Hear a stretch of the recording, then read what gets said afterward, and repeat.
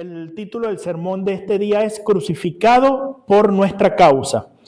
Lo que vamos en esta mañana a desglosar, en realidad, es la parte del credo niceno constantinopolitano que dice de la siguiente manera: fue crucificado por nosotros. ¿Sí? ¿Usted puede repetirlo conmigo? Fue crucificado por nosotros. Muy bien. Y el tema que nos atañe estudiar en este día es la expiación sustitutiva de nuestro Señor, ¿sí? Para eso yo quisiera que busquemos o que leamos este pasaje que está en Isaías 53. No está completo, pero tomé la parte más importante no es que es la más importante, sino la que nos interesa en este momento estudiar, de Isaías 53. También más adelante vamos a estudiar un poquito vamos a leer un poquito de Marcos capítulo 15, pero ahora vamos a leer Isaías 53, que dice de la siguiente manera: ¿Quién ha creído nuestro anuncio? Perdonen. ¿Y sobre quién se ha manifestado el brazo de Jehová? Subirá cual renuevo delante de él, y como raíz de tierra seca. No hay parecer en él ni hermosura. Le veremos, mas sin atractivo para que le deseemos. Despreciado y desechado entre los hombres, varón de dolores, experimentado en quebrantos, y como que escondimos de él el rostro. Fue menospreciado y no lo estimamos. Ciertamente llevó él nuestras enfermedades y sufrió nuestros dolores. Y nosotros le tuvimos por azotado, por herido de Dios y abatido. Mas él herido fue por nuestras rebeliones, molido por nuestros pecados. El castigo de nuestra paz fue sobre él, y por su llaga fuimos nosotros curados. Todos nosotros nos descarriamos como ovejas, cada cual se apartó por su camino, mas Jehová cargó en él el pecado de todos nosotros. Angustiado él y afligido, no abrió su boca. Como cordero fue llevado al matadero, y como oveja delante de sus trasquiladores enmudeció y no abrió su boca. Por cárcel y por juicio fue quitado, y su generación, ¿quién la contará? Porque fue cortado de la tierra de los vivientes, y por la rebelión de mi pueblo fue herido. Y se dispuso con los impíos su sepultura, mas con los ricos fue en su muerte, aunque nunca hizo maldad, ni hubo engaño en su boca. Ok, nos pasamos un poquitito, pero hasta allí vamos bien, ¿sí? La idea central de todo esto, hermano, es que Cristo fue crucificado por causas nuestras, ¿sí? Cargó nuestra culpa, ocupó nuestro lugar allí en la cruz y abrió el camino para que nosotros podamos tener paz con Dios. Así que, hermanos, cuando el credo realmente afirma que Jesucristo fue crucificado por cada uno de nosotros, no está describiendo solamente una injusticia. No es que se está diciendo, uy, qué injusto lo que se hizo, porque sí, ciertamente fue una injusticia. Pero cuando el credo habla de que Cristo fue crucificado por nosotros, está explicando realmente el significado de su muerte, ¿sí?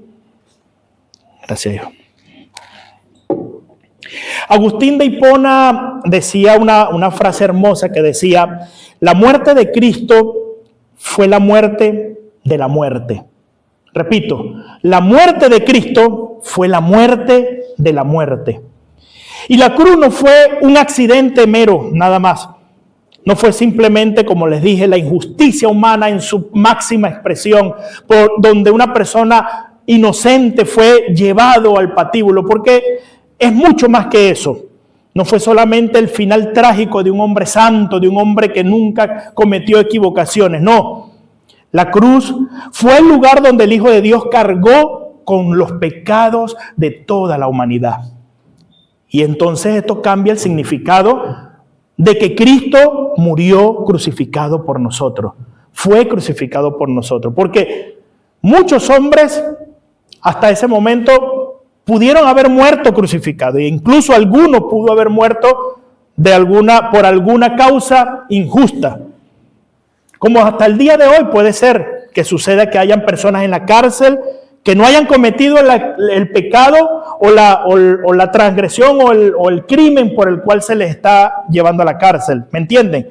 El problema o lo que cambia la muerte de Jesús no es solamente de que Jesús era inocente, no es solamente de que fue una injusticia, sino que en esa cruz donde Cristo fue colgado, Él llevó allí el pecado tuyo y el pecado mío, porque éramos nosotros los que teníamos que estar allí.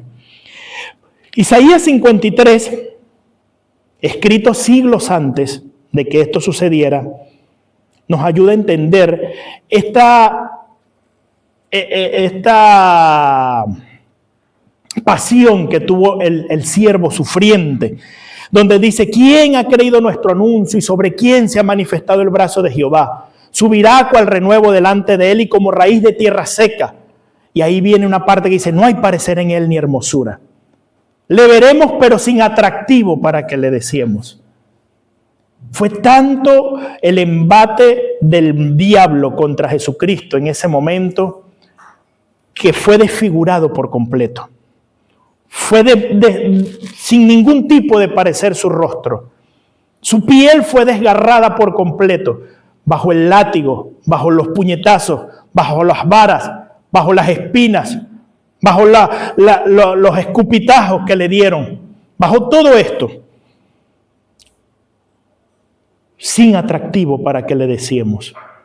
No obstante, dice la Biblia, ciertamente llevó él allí nuestras enfermedades y sufrió nuestros dolores.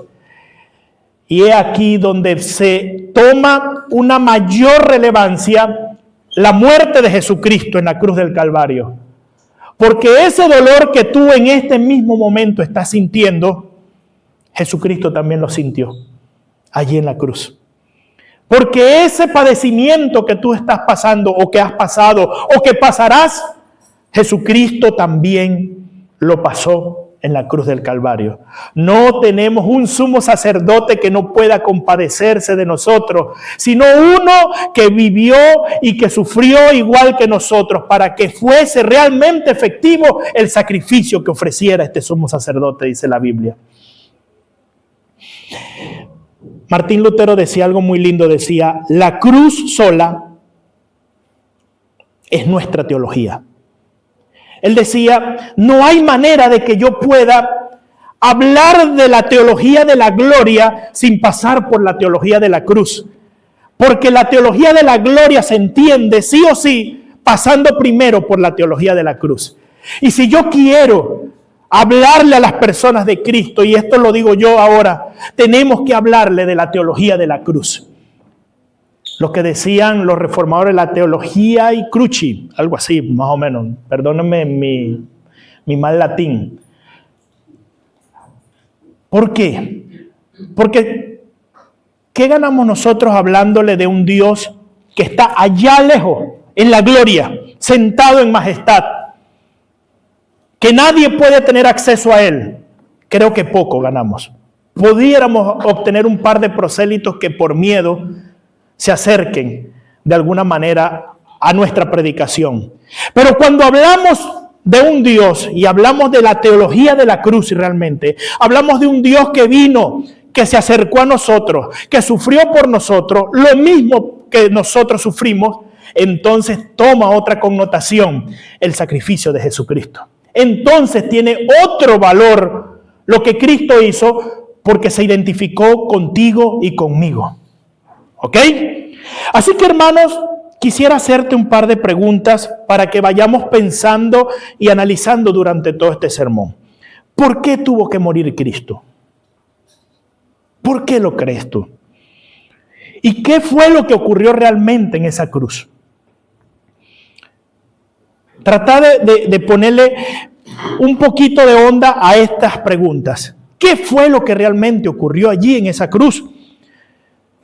¿Fue Jesús solo una víctima inocente o realmente es el Salvador de nuestras vidas? ¿Y cómo cambia mi vida? Y es lo más importante, ¿cómo cambia mi vida al saber que Cristo muere en esa cruz por tus pecados y por los míos? Vayamos pensando en esto a medida que vayamos oyendo lo que vamos hablando, ¿sí? En primer lugar, quiero resaltar de este pasaje esto: Cristo cargó con nuestra culpa. Isaías 53:4 lo dice: el siervo llevó nuestras enfermedades, sufrió nuestros dolores, fue herido por nuestras rebeliones y fue molido por nuestros pecados. Acá la palabra que se repite en esta frase es nuestro. Nuestro, si vean. Llevó nuestros dolores, sufrió nuestras culpas, molido por nuestros pecados, herido por nuestras rebeliones. Se repite nuestro.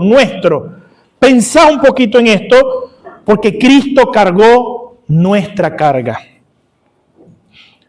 No eran las rebeliones del Señor, no eran sus pecados, eran los nuestros. No eran sus transgresiones, eran las nuestras. No era su culpa, era la nuestra. Entonces la cruz nos obliga y nos lleva a mirar al pecado con otros ojos, si te pones a ver. Porque en esta sociedad damos por sentada muchas veces las cosas. Si yo le compro un par de zapatillas a mis hijos, ellos dan por sentado de que yo tengo que comprárselas porque yo soy su papá. ¿Sí o no? Y muchas veces ni siquiera te lo agradecen. No estoy hablando de los míos sí saben agradecer, gracias al Señor. Pero a veces damos por sentado las cosas. Nos arreglaron la calle allá al frente y damos por sentado, sí, tenían que hacerlo, porque es su trabajo y todo esto. Pero la cruz no es así.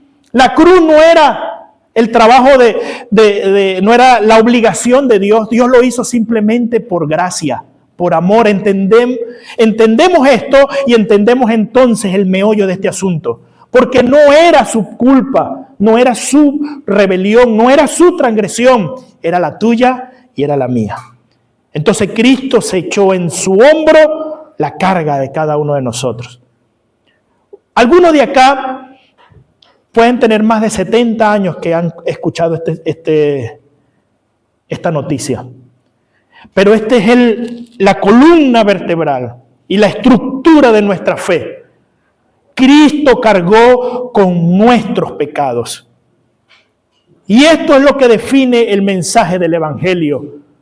Primera de Corintios capítulo 15 dice: porque yo recibí lo que también les estoy enseñando, que Cristo murió por nuestros pecados conforme a las Escrituras y resucitó al tercer día conforme a las Escrituras. Este es el mensaje que nosotros predicamos y que sabemos que si alguien persevera en esta verdad, entonces tendrá la vida eterna. Eso lo dice la Biblia. Primera de Corintios capítulo 15. Cristo no murió por sus pecados porque Él no tenía pecado. Murió por los nuestros. Amén. Al que no conoció pecado, por nosotros lo hizo pecado, para que nosotros fuésemos hechos justicia de Dios en Él. Al que no conoció pecado. Hablaba esto con unos muchachos el viernes y les explicaba acerca de la justificación por la pura fe y de la imputación de la justicia de Dios sobre nosotros, que lo voy a hablar un cachito más adelante. Y una de las chicas me decía: si vos no me hubieses explicado todo esto y leo este pasaje, no lo hubiera entendido. Y es tan importante entender que Cristo, que no conoció ningún tipo de pecado, fue hecho pecado por ti y por mí. Tanta la carga del pecado sobre Jesucristo que la Biblia dice fue hecho pecado. Dios lo permitió así, para que nosotros fuésemos hechos justicia de Dios en Él. Es tanta la carga de pecado sobre Cristo que básicamente era pecado. Y es tanta la carga de justicia sobre ti y sobre mí que básicamente somos eso, justicia de Dios delante de Él. Dice la Biblia en 1 de Pedro: quien llevó Él mismo nuestros pecados en su cuerpo sobre el madero, para que nosotros, estando muertos a los pecados, vivamos a la justicia, y por cuyas heridas fuiste sanado. Y acá está el pasaje que les mencionaba hace un cachito atrás. Decía, porque primeramente os he enseñado lo que asimismo recibí, que Cristo murió por nuestros pecados conforme a las Escrituras. Hermano, esta verdad entonces nos deja a un lado con respecto a la autojustificación. Ya no podemos tener ningún tipo de excusa. De hecho, la Biblia dice, porque eres inexcusable, oh hijo de hombre. Porque ¿quién se podrá autojustificar delante del Señor, viendo todo lo que el Señor ha hecho por nosotros? Y muchas veces intentamos minimizar nuestra culpa. Ojo con esto. Hay unos que se echan demasiada culpa y como que parece que no terminan de aceptar la justicia de Dios. Pero hay otros como que intentan minimizar su culpa. Y estoy cansado de escuchar personas que dicen, no, pues es que yo nunca fui tan pecador así. Yo siempre tuve fe, dicen otros. Y me acerqué a Dios y yo busqué a Dios porque yo siempre tuve fe. Mentira. Mentira. Si alguien está acercado a Dios, no es porque Él tomó la iniciativa, sino porque Dios mismo fue quien tuvo la iniciativa de acercarse a nosotros. Tocó nuestra voluntad de tal manera que nos hizo ver la necesidad que teníamos de Dios, y en medio de esa necesidad tomamos nosotros la decisión de aceptar a Jesucristo como Señor y Salvador. Es imposible que Dios nos salve sin nosotros, pero también es imposible que nosotros nos salvemos sin la iniciativa divina. Amén. Lo digo porque quiero aclarar esto, no somos robots. No somos robots que Dios nos agarra y nos obliga a creer. No, eso no existe. Dios trabaja en nuestra voluntad de tal manera que la renueva para que nosotros podamos entender este mensaje y podamos correr a Él. Y con nuestra voluntad renovada vamos a Cristo y le decimos, Señor, creo en ti, me entrego por completo a ti. Y ahí tomé mi decisión. Pero esa voluntad fue renovada por iniciativa divina. Fue el Señor quien inició la obra y quien la va a culminar también. Es decir, la salvación es de Jehová al 100%. Para que no haya ningún tipo de orgullo en nosotros, ni ningún tipo de vanagloria en nosotros. Toda la gloria es para el Señor. Juan Calvino decía algo hermoso. Decía, en la cruz vemos un admirable intercambio. El Hijo de Dios tomó lo que era nuestro para darnos lo que era suyo. Y aquí viene una doctrina para los que aprecian este tipo de cosas que se llama la doble imputación, ¿sí? Dios imputa sobre Jesús, Dios el Padre imputa sobre Jesús la justicia nuestra y sobre nosotros imputa la justicia de Cristo. Vuelvo y lo explico. Imaginémonos que es una ropa. La justicia nuestra y la justicia de Cristo es una ropa. ¿Cómo sería la justicia de Cristo? Perfecta, ¿verdad? Sin ningún tipo de mancha, sin ningún tipo de pecado. ¿Y cómo sería nuestra justicia cuando nosotros queremos presentarla delante de Dios? Completamente manchada, completamente sucia, ¿cierto? De hecho, ¿se acuerdan de ese pasaje que dice, porque todas vuestras obras de justicia son delante de mí como un trapo de inmundicia? Por eso quiero hacer esa analogía con la ropa, ¿verdad? Entonces, ¿qué fue lo que hizo Dios Padre? Despojó a Jesucristo de su ropa, que era la justicia perfecta, y nos las puso a nosotros. Y nos despojó a nosotros de nuestro trapo de inmundicia y se lo puso a Jesucristo. Entonces, cuando el Padre ve este panorama, ve a Jesucristo con toda la inmundicia que era nuestra y lo desechó. Es ahí donde vemos en la cruz a un Señor Jesús diciendo, Señor, Señor, ¿por qué me has desamparado? Y nosotros pensamos que es porque Dios fue malo. No, es porque estaba pagando la culpa nuestra. Por eso es que el Señor no podía ni verlo de lo asqueado que estaba. Porque estaba siendo imputada la justicia tuya y mía sobre Cristo. Entonces venimos nosotros todo fresco y nos presentamos ante el Padre, y cuando el Padre nos ve, ya no ve nunca más la inmundicia que teníamos, porque dice la Biblia que toma nuestros pecados y los arroja a lo profundo del mar y nunca más se acuerda de ellos. Y cuando nos ve a nosotros, la justicia que ve sobre nosotros no es la nuestra, es la de ¿quién? Es la de Cristo. Y nos ve como si nunca hubiéramos cometido un solo pecado. Pensá un poquito en esto, hermano. Nos ve como si nunca, jamás en la vida hubiéramos dicho una mentira. Porque lo que nos está cubriendo a nosotros es la justicia de Cristo, su Hijo eterno, santo, puro, inmaculado. Eso es lo que nos cubre a nosotros. Pongamos en perspectiva esto, hermano, y démosles el justo lugar que corresponde. La muerte en la cruz del Calvario por nuestros pecados no es algo simple, no es algo vano, no es algo así somero. Te digo más. ¿Te acuerdas los que leen el Antiguo Testamento? Que había un sistema de sacrificio, ¿verdad? Agarraban un animalito, lo cortaban, le echaban la sangre sobre un altar. El altar estaba hecho de madera. La madera estaba cubierta de bronce. Y luego venía el sacerdote y cortaba aquel animal y tiraba la sangre, la rociaba sobre el altar de bronce. Esto tiene un significado muy poderoso, porque la madera es representación de la humanidad. ¿Y qué estaba sobre la madera? El bronce. Y el bronce siempre ha representado juicio. ¿No se acuerdan cuando dice la Biblia que los pies de nuestro Señor son como bronce bruñido?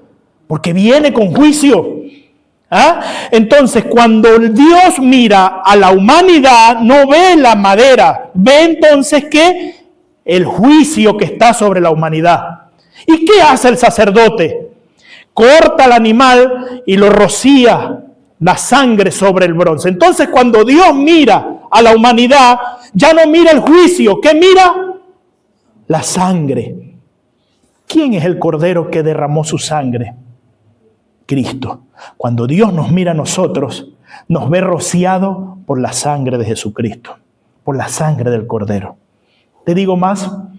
Cristo es nuestro sumo sacerdote que puso su propia vida en expiación y en propiciación por nosotros. Y su sola sangre derramó él mismo sobre el altar. Él es el sumo sacerdote según el orden de Melquisedec. Qué cosa tan maravillosa nuestro Señor. Pudiera quedarme aquí mucho rato, pero voy a pasar porque ya me súper apasioné hablando de esto. En segundo lugar, hermanos, Cristo ocupó nuestro lugar. Isaías 53:7 nos dice: angustiado él y afligido, no abrió su boca, como cordero fue llevado al matadero. ¿Sí?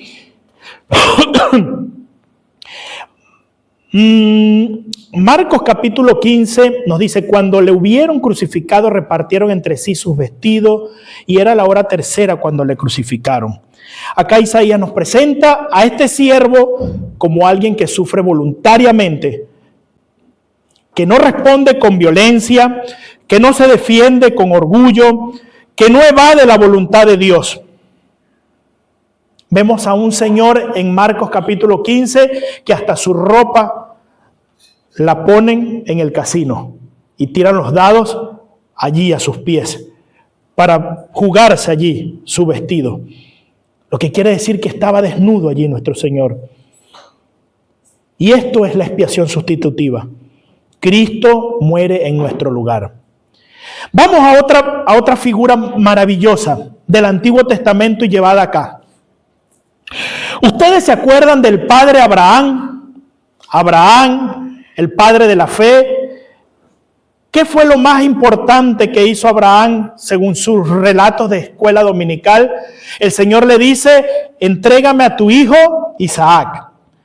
Y Abraham va al monte, lo amarra, lo pone sobre el altar. Una de las imágenes más terribles que puede haber en el Antiguo Testamento. Cuando ya tiene el cuchillo en la mano, el hijo le ha preguntado, Señor, veo la leña, veo el fuego, pero no hay cordero para el sacrificio. Y Abraham le responde y le dice, Jehová mismo se va a proveer un sacrificio para el altar. Más adelante, miles de años más adelante, Hebreos nos dice acerca de este caso y le dice, ¿cómo responde Abraham? Porque él sabía que el Señor era poderoso incluso para resucitar a Isaac después de que él lo hubiera matado. Esa era la fe de Abraham. O sea, Abraham estaba dispuesto 100% de entregar a su hijo, porque él tenía una fe de que Dios, después de muerto Isaac, lo iba a resucitar. Pero cuando el Señor ve que Abraham tiene la mano levantada con su cuchillo para atravesarle el corazón a su hijo o degollarlo, no sé, habla fuertemente al corazón de Abraham y le dice, detén tu mano y no mates a tu hijo, no lo mates. Cuando miran a un costado, ¿qué había? Un cordero amarrado o enredado con sus astas en un zarzal. Agarraron a ese cordero que no tenía nada que ver. La mala fortuna de ese cordero fue andar por ese lugar y meter la cabeza donde nadie le había pedido que la metiera. Y allí quedó atascado. Hoy tú y yo sabemos que no es eso. Hoy tú y yo sabemos que Dios proveyó un cordero inocente para el sacrificio. Esto es la muerte sustitutiva. Él fue la propiciación por tu pecado y por el mío. Su sacrificio fue propicio para que nosotros pudiéramos librarnos de ese lugar. Y nosotros salimos libres de nuestra culpa mientras hubo uno que murió en nuestro lugar. Amén. Marcos capítulo 10, 45 dice, porque el Hijo del Hombre no vino para ser servido, sino para servir y para dar su vida en rescate por muchos. Luego dice Gálatas 3:13, Cristo nos redimió de la maldición de la ley, hecho por nosotros maldición. El Dios que bendice, el Dios de toda bendición, fue hecho maldición por ti y por mí. Toda nuestra maldición fue llevada por Cristo a la cruz del Calvario. Y no quiero caer en los temas porque ya tendremos tiempo de hablar de eso, pero ya tú no eres maldito, hermano. De ninguna manera. No hay una maldición que te agarre a ti, que te siga a ti y que ande por tus generaciones rondando. No existe cosa como una maldición generacional para los que han creído en Cristo. Porque los que han creído en Cristo, sus maldiciones fueron colgadas en la cruz del Calvario con Cristo. ¿Okay? Después hablaremos de eso en algún otro sermón. Pero no hay ningún hombre de Dios o mujer de Dios que esté maldito porque Cristo le libró de las maldiciones. Decía mi abuela de una manera tan tradicional, maldición de gallinazo no me llega ni al espinazo. Mas Dios muestra su amor para con nosotros en que siendo aún pecadores, Cristo murió por nosotros. Hermano, esta verdad transforma nuestra manera de ver el amor de Dios. Dios nos amó cuando no éramos dignos. Dios nos amó cuando éramos unos pobres pecadores. Y la cruz destruye dos mentiras comunes. La primera mentira que destruye la cruz es que debo hacer méritos para que Dios me ame más. En estos días le preguntaba a una hermana, ¿por qué vas a la iglesia? Y ella me responde, porque quiero agradar a Dios. Y yo le preguntaba después, ¿tú crees que puedes agradar un poquito más a Dios por simplemente ir un domingo a la iglesia? Ya tú eres completamente agradable a Dios. Porque si te dio su vida, si murió por ti, si entregó todo por ti, no hay nada que tú puedas hacer para agradar un poquitito más a Dios. ¿Entienden lo que quiere decir? Lo que quiero decir con esto. Esta es la primera mentira que se saca. No hay méritos que nosotros podamos hacer para agradar más a Dios. La cruz dice, Cristo murió por ti cuando no podía salvarte. La segunda mentira es que mi pecado es demasiado grande para ser perdonado. Y muchas personas dejan de acercarse al Señor porque creen que son muy pecadores. Es que yo he hecho tantas cosas malas. ¿No se ha encontrado usted con personas que han dicho cosas así? Pues déjame decirte que no hay un pecado tan grande que la gracia del Señor no pueda perdonar. Incluso el tuyo, incluso el mío. Dios lo puede perdonar. A veces nos pasamos de rosca y le damos un poquito más y creemos que es que nosotros no éramos tan pecadores. Esa es una mentira tremenda también. Sí, éramos tan pecadores, pero la gracia del Señor nos arropó por completo. Amén. Hermanos, no sirvo a Dios para comprar su amor. Yo sirvo a Dios porque su amor me compró a mí. Esa es la verdad. Yo sirvo a Dios porque ya yo fui amado. Y por eso es que yo hago las cosas. Yo no obedezco a Dios para que Dios me bendiga. Yo obedezco a Dios porque ya he sido bendecido. Y todo esto cambia la perspectiva de vivir como creyente. Nos da libertad. Nos da pureza en el corazón. ¿Cuántas personas vienen y dan el diezmo porque creen que si no lo dan están bajo maldición? No, yo doy el diezmo y ofrendo y me doy incluso mi vida en ofrenda al Señor porque entendí que lo que Dios dio por mí es mucho más. Entonces yo lo doy por generosidad que viene dada por el Señor. Y no por miedo a que venga la maldición o que venga el saltón o el revoltón o la langosta a comerme. No.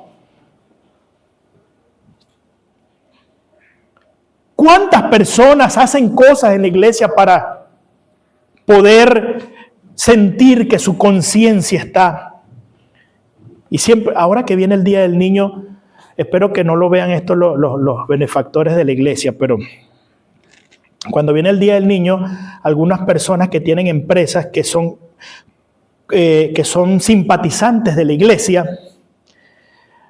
aprovechan de dar juguetes, donaciones, caramelos y todas esas cosas, pero siempre lo digo, esto a veces lo hacen para calmar su conciencia y decir, estoy bien con Dios porque estoy ayudando a la iglesia. Pasa con todas las beneficencias, con todas estas cosas, con estas obras de altruismo. Esto no funciona así. Esto no funciona así. ¿Cuántas personas oran en la noche simplemente para que el demonio no los agarre cuando estén dormidos y los ahorque? Para decirlo más tradicional, para que no te jalen las patas los demonios. ¿Cuántas personas no hacen esto? Escuchaba una anécdota en estos días de dos grandes evangelistas del siglo XIX, del siglo XVIII, John Wesley y George Whitefield. John Wesley, el creador de los metodistas, el fundador de los metodistas, y Whitefield, un predicador reformado, calvinista. Los dos eran de soteriologías distintas. Uno creía en una cosa acerca de la salvación y otro en otra. Pero eran amigazos, grandes amigos. Y un día dieron una campaña juntos. Eran tan amigos que predicaban juntos. Llegaron cansados al hotel donde se estaban hospedando. Y Whitefield, calvinista, se echa a la cama a roncar de una vez cansado. Mientras que Wesley se arrodilla. Y entonces mira a Whitefield y le dice, hey George, ¿qué pasa? ¿Vos no pensás orar? Dice, no, estoy muy cansado. Después oro, le dice. Esta gente con su teología, dijo. Estos calvinistas con su teología. Y él se quedó orando allí. En la madrugada se levanta Whitefield a orar. Ya después descansado, bien fresquito, se levanta y se consigue a Wesley arrodillado todavía, pero dormido. Y lo despierta. Wesley, hoy me quedé dormido, es que estaba muy cansado. Y Whitefield le dice, estos arminianos con su teología. Chistes de evangélicos, así que a algunos no les parece gracioso. Pero, hermano, ¿cuándo será que vamos a entender que lo que hacemos por Cristo es porque ya Cristo lo hizo por nosotros? Y que si nos entregamos a la obra es porque Cristo ya se entregó por nosotros. No lo hacemos para agradar a Dios. No hay nada, grábate esto, y si no te aprendes más nada de este sermón, pero te aprendes esto, yo me voy completamente agradecido al Señor. No hay ni existe nada que tú hagas en este mundo ni en el otro que pueda hacer que Dios te ame más, ni que pueda hacer que Dios te vea con más agrado que lo que te ve ahora. Tú eres lo más agradable delante de Dios en esta tierra, tú y yo. Entendelo, comprendelo, que no pudo amarte más el Señor. El amor del Señor fue completo para contigo y no es que te dejó una reserva por allá para que cuando tú creyeras, entonces date de a poquito así, vamos a ver si va a la escuela dominical, le doy un poquito más. Y si da una ofrenda grande, le doy otro poquito más. No existe cosa como tal. Seguimos. Y por último, acá puse como un complemento histórico, me gustaría que leyésemos este pasaje acá. A ver, dice, cuando vino la hora sexta, hubo tinieblas sobre toda la tierra, hasta la hora novena. Y a la hora novena Jesús clamó a gran voz, diciendo, Eloi, Eloi, lama sabachthani. Mas Jesús, dando una gran voz, expiró. Entonces el velo del templo se rasgó en dos, de arriba abajo, y el centurión que estaba frente a él, viendo que después de clamar había expirado así, dijo, verdaderamente este hombre era hijo de Dios. En tercer lugar y por último, quiero decir que Cristo nos dio paz con Dios. Ese pasaje que acabamos de leer, donde dice que el velo se rasgó de arriba abajo, es una señal poderosísima de lo que el Señor hizo por nosotros. Y te explico. Antes, para nosotros poder tener algún tipo de contacto con Dios, tenía que haber un intermediario que era un sacerdote, el cual oficiaba un sacrificio, mataba un animal y así nosotros podíamos tener alguna manera un encuentro con Dios por medio de un puente que era el sacerdote. Ahora Cristo es nuestro sumo pontífice y Él rompe la pared divisoria, dice la Escritura, y ese velo se abre porque el velo dividía el lugar santo del lugar santísimo, donde solamente una vez al año se podía entrar. Cuando ese velo se rompe, ahora nosotros podemos entrar con libertad al lugar santísimo. ¿Y qué es el lugar santísimo? La presencia misma de Dios. Nadie puede estar en la presencia de un rey si no está bien con el rey. El que entra en la presencia del rey sin estar en paz con el rey es digno de muerte. ¿Ustedes se acuerdan del caso de Esther? Cuando las esposas entraban a la presencia del rey sin haber sido invitadas, la decapitaban, la mataban. La única manera de que nosotros podamos estar en la presencia del Señor es que tengamos paz con Él. Y eso fue lo que vino a dar Cristo a nuestra vida. Vino a darnos paz con Dios. Amén, hermanos. Porque la cruz no solamente se trata de nuestra culpa. La cruz se trata de que Cristo reconcilió nuestra vida con Dios. ¿Qué dice la palabra del Señor en Romanos capítulo 5, versículo 1? Dice, justificados pues por la fe, tenemos paz para con Dios por medio de nuestro Señor Jesucristo. Y Efesios 2:13 nos dice, pero ahora en Cristo Jesús vosotros, que en otro tiempo estabais lejos, habéis sido hechos cercanos por la sangre de Jesucristo. Así que, hermanos, teniendo libertad para entrar en el lugar santísimo por la sangre de Jesucristo, acerquémonos con corazón sincero, en plena certidumbre de fe. Vean qué cosa tan maravillosa. Estos pasajes se analizan con más detenimiento en la época de la Pascua, ¿verdad? pero nos correspondió ahora estudiar esto, ¿sí? Cristo muere, expira en la cruz, hay un terremoto, se hace la oscuridad, los sepulcros se abrieron y salieron resucitados un montón de personas antiguas, y de repente el velo del templo se rasga de arriba a abajo. Un velo enormemente grueso, sumamente pesado y fuerte, como que si alguien lo hubiese roto de esa manera, se rasgó. No me imagino lo que pudo haber pensado Anás y Caifás. No me imagino con qué cara tuvo que haber salido al día siguiente Anás a la calle, después de haber matado a ese hombre y que haya pasado todas esas cosas. No me imagino todas las cosas que tuvo que haber pasado en la mente de estos dos hombres perversos, Anás y Caifás. Hermano, esta verdad cambia nuestra relación con Dios. Ya tenemos paz con Él. Ya tenemos entrada directa a su presencia. Y muchos viven como si Dios siguiera lejos, enojado, como si estuviera inaccesible. Otros se acercan pero con miedo. Yo siempre menciono este pasaje, dice, al alto y sublime que habita en la eternidad y con el quebrantado y humilde de espíritu. Me encanta porque lo pone siempre alto, sublime y que habita ya en la eternidad. Y luego baja y dice, y con el quebrantado y humilde de espíritu. Tú y yo podemos acercarnos con libertad al Señor porque ya hemos hecho las paces con Dios. Isaías capítulo 1, 18 dice, venid a mí luego y estemos a cuenta. Si vuestros pecados fueren como la grana, como la nieve serán emblanquecidos. Y si fueren rojos como el carmesí, vendrán a ser como blanca lana. Ese es el pacto que hace el Señor contigo y conmigo. Ese es el nuevo pacto en la sangre de Jesucristo. La paz que antes era inexistente, ahora Dios la hizo. Firmó el tratado.